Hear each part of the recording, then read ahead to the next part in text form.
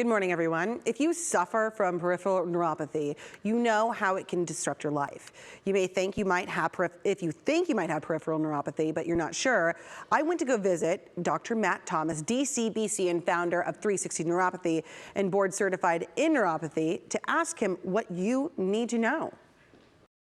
I'm standing here at 360 Wellness with Dr. Matt Thomas, the founder of 360 Neuropathy. Thank you so much for having us out here. Oh, thanks for being here, Hannah. Of course. Okay, so I know this is a really important subject, peripheral neuropathy, but I think a lot of people may not even know what it is.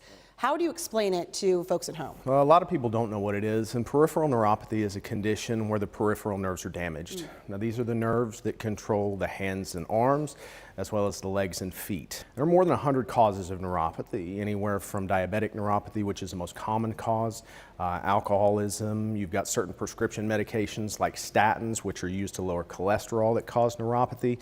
And then you've got chemical-induced neuropathies, which are pretty vicious, like chemotherapy or Agent Orange exposure. So there's not one cause of it.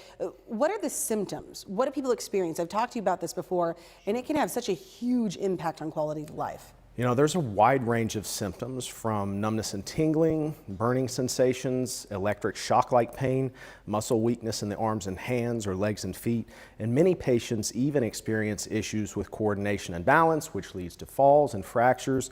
It can get pretty bad pretty quick.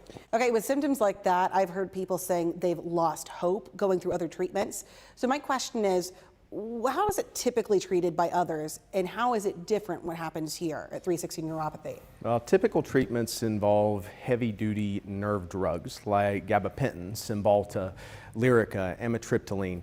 You know, these really don't do much more than mask and manage the symptoms. They're not a good long-term solution. You have to address the cause. Blood flow is a tremendous issue here. If you don't address blood flow, stimulating arterial growth, which is a process called angiogenesis, you've got to get oxygen and nutrients down into the nerves.